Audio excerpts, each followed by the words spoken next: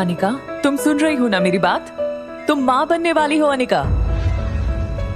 Doctor की ये शब्द सुनते ही 18 साल की अनिका की कमजोर आंखें एकदम से चौड़ी हो गईं। वो समझ नहीं पा रही थी कि वो आखिर प्रेग्नेंट कैसे हो सकती है। अभी तो उसकी शादी को 24 घंटे भी पूरे नहीं हुए थे और ना तो किसी लड़के ने आज तक उसे छुआ था। ऐसे में अनिका प्रेग्नेंट कैसे हो सकती है? जितनी शॉक्ड अनिका थी उतने ही शॉक्ड उसके पापा भी थे, जो वहीं डॉक्टर के कैबिन में खड़े मानो आने वाले तूफान को भांप रहे थे। तभी डॉक्टर ने गौतम से कहा,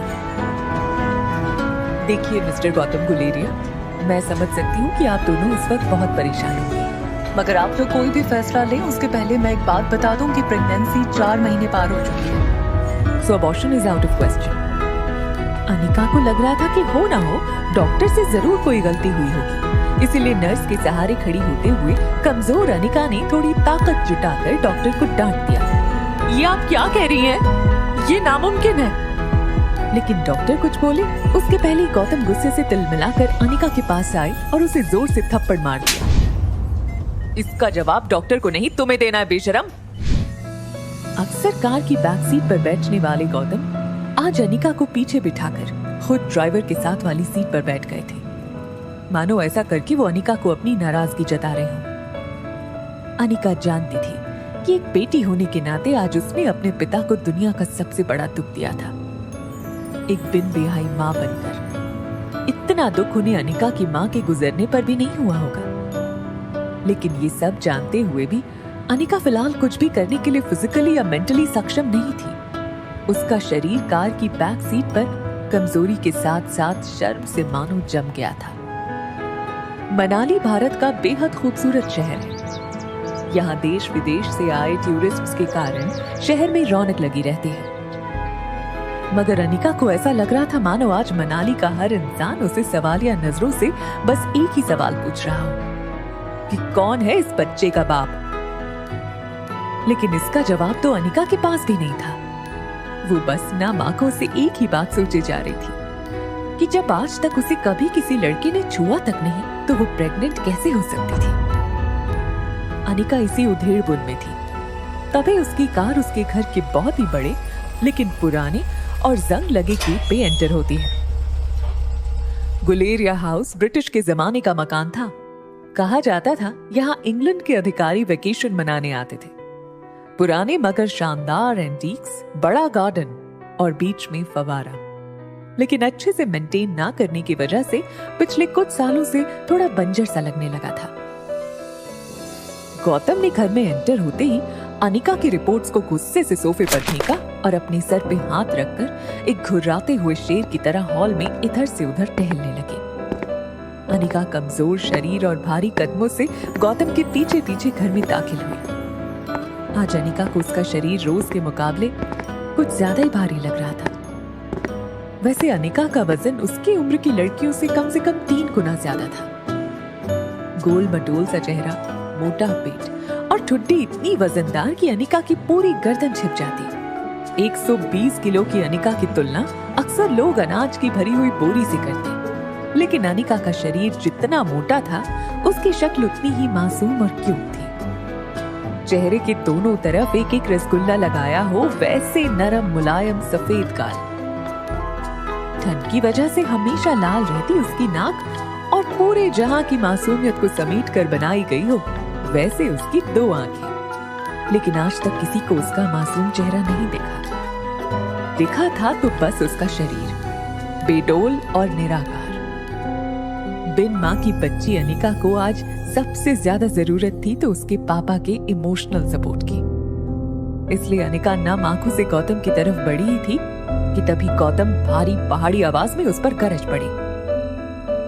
मुश्किल से एक मौका मिला था हमें हमारी जिंदगी को थोड़ा बेहतर बनाने का। नसीब वाली थी तुम जो डोगरा खानदान के इकलौते वारिस कुणाल डोगरा से तुम्हारी शादी हुई थी। डू यू नो कितने पावरफुल हैं वो लोग? मनाली का सबसे पावरफुल खानदान डोगरास। हमारे सारे कर्ज, पेंडिंग कोर्ट केस, हमारी हर तकलीफ से हमें बाहर निकाला था उन लोगों ने। लेकिन शादी के 24 घंटे में ही तुमने हमारी जिंदगी वापस जहन्नुम बना दी। उनको तुम्हारे इस कारनामे के बारे में पता चलेगा तो पता नहीं क्या होगा। और तुम्हारी छोटी बहन कामिनी, उसके साथ कौन शादी करेगा? भले ही वो तुम्हारी सौतेली बहन है, लेकिन तुम्हारे इस कारनामे की वजह से उसकी भी तो बदनामी होगी। नहीं नहीं, जब तक ये मामला खत्म नहीं हो जाता तब तक मैं तुम्हारी छोटी बहन कामिनी को और तुम्हारी नई मां मनीषा को उसके भाई के घर भेज दूंगा। लेकिन आज नहीं तो कल सबको पता चल ही जाएगा। ये बोलते हुए गौतम अपना सर पकड़कर सोफे पर बैठ गए थे। अब उनकी आवाज में गुस्सा कम और डर ज्यादा सुनाई दे रहा था, लेकिन गौतम के आंसू मानो करारे शब्द में बदलकर उसके मुंह से निकल रहे थे। तेरा पति कुणाल तो शादी करते ही 1 घंटे के अंदर ही शहर चला गया था। अब इस प्रेगनेंसी के बारे में जब तेरे ससुराल वालों को पता चलेगा तो भगवान जाने वो लोग क्या करेंगे। समाज में इज्जत तो उछलेगी, मगर हम फिर से उसी दलदल में फंस जाएंगे जहां से निकाल कर लाए थे वो लोग हमें। काश तुम भी अपनी माँ के साथ ही। अनिका वो सुन चुकी थी जो गौतम कहते कहते रुक गया था। अनिका को कड़वे शब्द सुनने की आदत तो थी ही, मगर आज सवाल उठा था उसके चरित्र पर, उसकी पवित्रता पर। अनिका इस चक्रव्यूह से जल्द बाहर निकलना चाहती थी, मगर उसे कुछ समझ नहीं आ रहा था कि वो क्या करे। वो सोच रही थी कि जो कुछ भी हो रहा है, अगर वो झूठ था तो फिर उसके पेट में सांस लेने को उत्सुक ये सच क्या था। अगले दिन गौतम ने घर में लगे सारे सीसीटीवी कैमरे के पिछले 5 महीने की फुटेज मंगवाई और बारीकी से देखने के बाद वो ये जानकर हैरान हो गया था कि पिछले 5 महीनों से छोटी मोटी बीमारी के चलते अनिका घर के बाहर कहीं गई ही नहीं थी। ये देखकर गौतम का गुस्सा अब आश्चर्य में बदल गया था। उसको इतना तो समझ में आ गया था कि कहीं कुछ तो गड़बड़ थी, लेकिन उससे कहीं ज्यादा उसे ये चिंता थी कि अब डोगरा खानदान क्या करेगा। जल्दी अनिका की देखभाल के लिए एक नर्स रखी गई। लगातार देखभाल और दवाइयों से अनिका की तबीयत में सुधार आ रहा था, लेकिन साथ ही उसे ये बात रोमांचित कर रही थी कि उसके अंदर एक नन्हा सजीव सांस ले रहा था। अनिका की उम्र भले ही कच्ची हो, मगर उसके अंदर की एक माँ जल्द ही जन्म लेने को उत्सुक थी। उसकी जिंदगी में आखिरकार वो आने वाला था जो सिर्फ और सिर्फ उसका होगा। और 4 महीने बीत चुके थे। अनिका अपनी प्रेगनेंसी में लगभग सब कुछ भूल चुकी थी। ना वो किसी से मिलती, ना कोई उससे मिलता। सिर्फ वो अपने अंदर पनप रही उस नन्ही सी जान से बात करती रहती। ऐसे में एक दिन अनिका पाइप से अपने घर के बाहर के गार्डन में पानी छिड़क रही थी। तभी अचानक उसने अपने पैरों के नीचे कुछ हलचल महसूस की। वो कुछ समझ पाती उसके पहले उसके घर के मेन गेट से एक स्पोर्ट्स बाइक अंदर आई।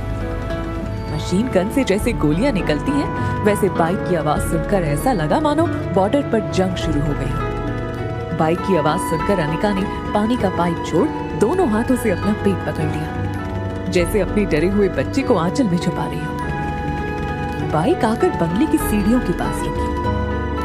Leather shoes, tight jeans, dark blue T shirt और चेहरे पर लगे पीले चश्मे के आर पार लड़के की गहरी लाल आंखें साफ दिखाई दे रही थी। अनिका ने जैसे इस लड़के को देखा, उसकी धड़कन मानो डर और टेंशन से तेज हो गई। ये लड़का और कोई नहीं बल्कि अनिका का पति कुणाल डोगरा था। 21 साल का कुणाल अपनी नजर अनिका पर गड़ाए हुए बड़े ही स्टाइल के साथ बाइक से उतरा और अनिका की तरफ धीरे धीरे आगे बढ़ने लगा। अनिका और कुणाल दोनों एक दूसरे को देखे जा रहे थे। कुणाल की शादी अनिका से भले ही उसकी मर्जी के खिलाफ करवाई गई थी, लेकिन अपनी बीवी की कोख में किसी और का बच्चा देखना कोई भी मर्द शायद बर्दाश्त न कर पाए। कुणाल शादी के बाद मंडप से सीधा दिल्ली अपनी कॉलेज की पढ़ाई पूरी करने चला गया था और वहीं पहुंचकर शादी के दूसरे दिन उसे अनिका की प्रेगनेंसी की खबर मिली थी। अनिका उस दिन से लगभग रोज सोचती कि जिस दिन उसका सामना कुणाल से होगा, उस दिन पता नहीं वो कैसे रिएक्ट करेगा। आज जब कुणाल उसके सामने आ रहा था, तब पता नहीं क्यों निर्दोष होने के बावजूद डर और शर्म के मारे अनिका को एक अजीब सी बेचैनी महसूस होने लगी थी।